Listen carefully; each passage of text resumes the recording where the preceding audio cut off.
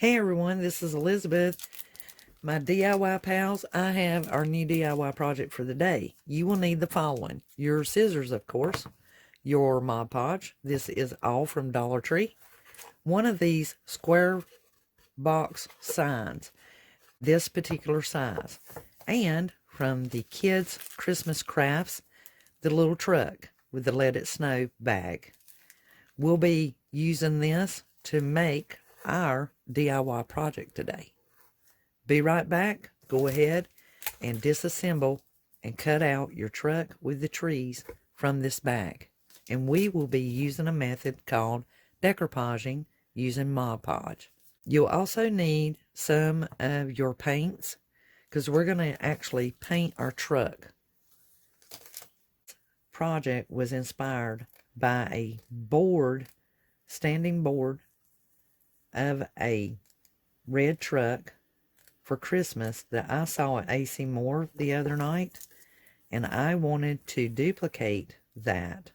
I'll put up a photograph within this video to show you what it looked like, and let's see how close we can get ours to look.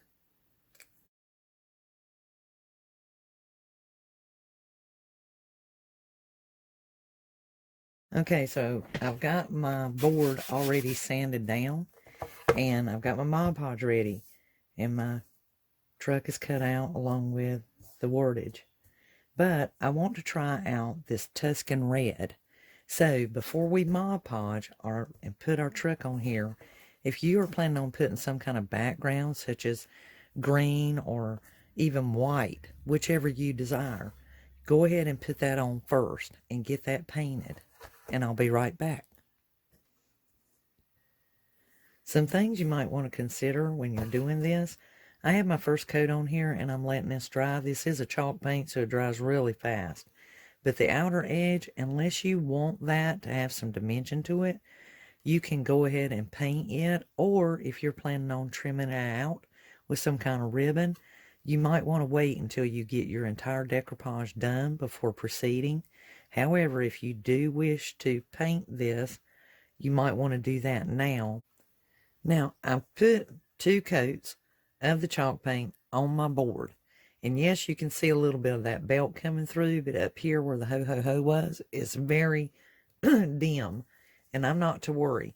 But I love this color. This Tuscan Red is beautiful. It's exactly what I associate the little red truck and vintage Christmas with. Farmhouse style, old antique vintage, the way it originally was.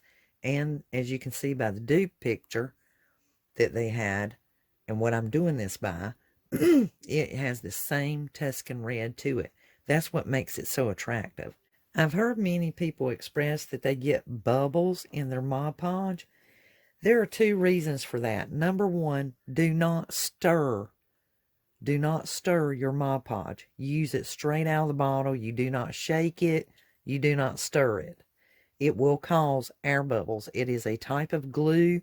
It's self-leveling, and that is unnecessary. If you are whipping it or stirring it, it will cause air bubbles.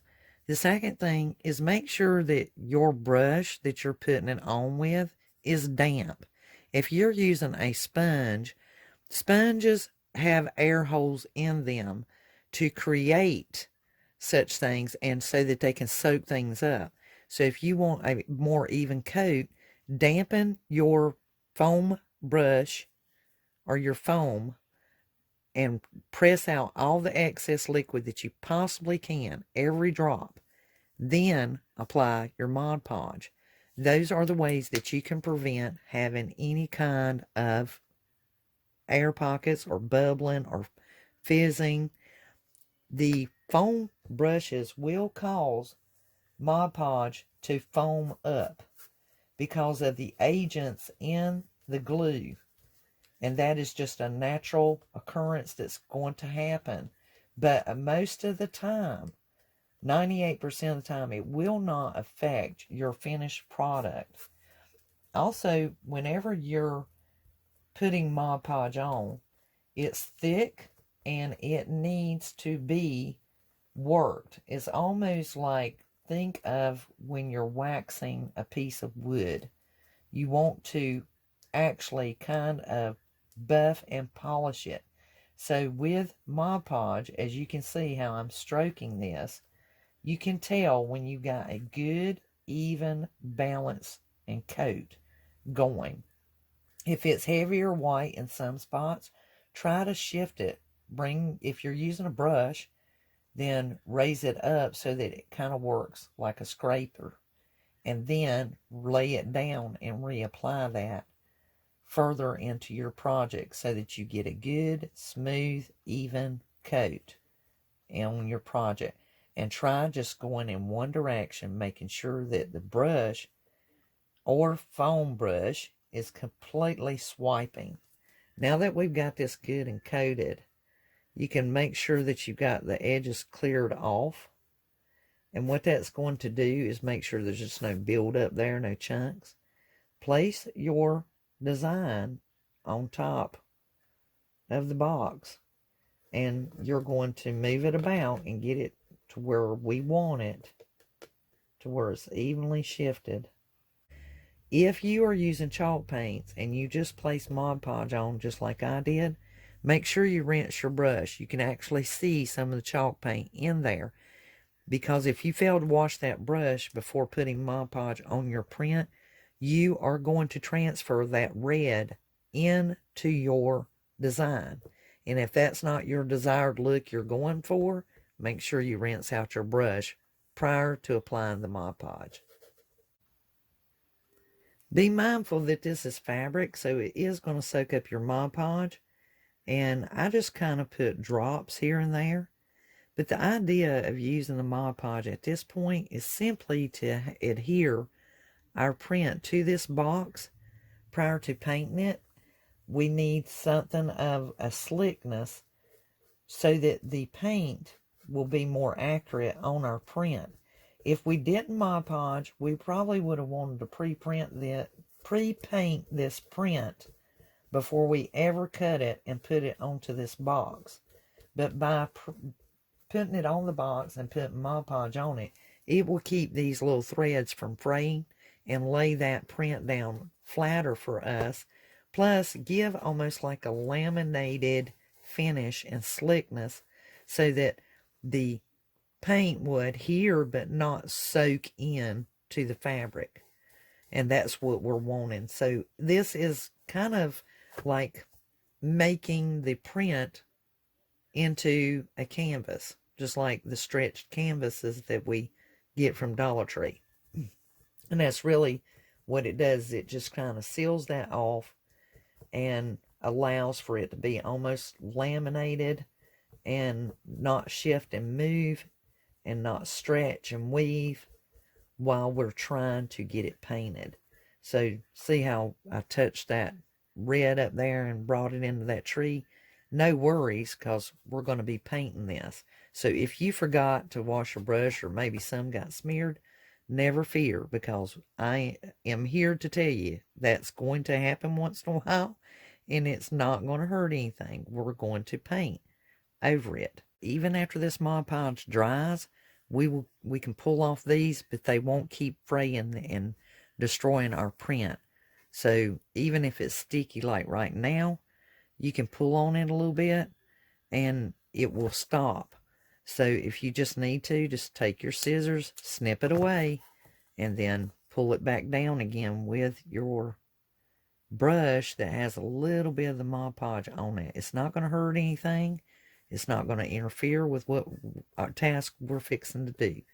And then once you get your Mod Podge just on that canvas, let it dry, and then we're going to get to painting. Okay, guys, I wanted to show you just how very little and how very easy this paint goes on once you have Mod Podged your truck. See how you can really spread the paint just like you were painting on a very, very flat surface. And depending on what color, but this was done in a very black print, and which is wonderful for us because we can use those lines as our guide. And so see how you can just really move that paint now with that Mod Podge on there? And it's real easy to get this covered pretty quick. So I am using the Tuscan Red to make this more traditional, and I am using my flat brush that I properly use on most everything. I have painted for many years, many different things over the years in ideas of doing crafts, and it's something you just get used to when you've been using a tool for many years, and you just get used to your own little comfort zone, your own little technique of accomplishing your goals in whatever you may be doing. So the same for you. You may have methods and ways of doing things that are different than mine, and it's what you are comfortable with. So if you are a brush person, um, or a foamer, where you use the foam sponges, you have to do what is comfortable for you. And as y'all see, I still not put any paint on this brush. That's how well it spreads with having that Mod Podge. And so you have to do what is comfortable for you, what you feel that you can do, and test your strengths and your weaknesses. That's the whole idea of DIYs. You're trying something new that you've never done before. And that, to my friend, is what it is about. That's what it's all about. It's not that you're trying to improve or outdo anything, but there's a lot that goes into doing DIYs. Number one, it is very stress reducing. Number two, it is very self-rewarding to know that you done that. Number three, you saved a ton, and I mean a ton of money, and have something that is definitely of retail value that is yours. And I guarantee you that you give that as a gift to someone, they are going to love it, cherish it, and they aren't ever going to forget it. And it impresses them because they see a strength in you. They see a creativity and an ability about you. And they're just amazed by that. They're just impressed that, wow, that person's pretty smart if they can do that. And the thing is you keep practicing and keep trying, and you're going to get better and better. I have gone back. I still have a few things that I've made over the years, and I can go back and look and go, oh my goodness, boy, I was really an amateur then. And then some things I do now, and I'm like, oh my goodness, now I knew not to do it that way. There's an easier way. Let me just do some research on YouTube.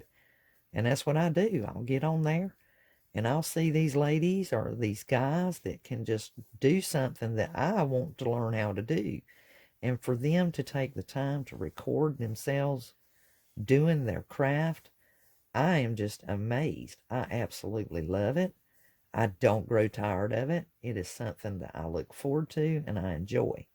And even though I have a channel, you better bet your bottom dollar that this old gal is checking it out. I am looking around, and I've got my own little gang of that I subscribe to, of all the people I like. And so you lives to go over there and check out my all about page on my YouTube and see that I'm on the list of a lot. I have a lot that I subscribe to, and I treasure it. I've learned so many things. I've learned how to play the guitar through YouTube. I've learned how to knit through YouTube. I've learned how to tat on YouTube. And I most definitely have done quilting through YouTube. So here we go. We've got our truck painted, and we're going to refine the details. Just wanted to have a little heart-to-heart with you guys. And so next, I'm going to do all the rest, and then see how the truck is coming through, and we can brighten that up by going back over it. Chances are I will use my most popular Sharpie Magic paint marker. So we'll see you back shortly, and hopefully you guys will have your truck painted too. Okay, everybody, I wanted to tell you too, when you get here to where you're doing your truck, make sure that you do some red or whichever color you chose for your background, and hit that outside area there.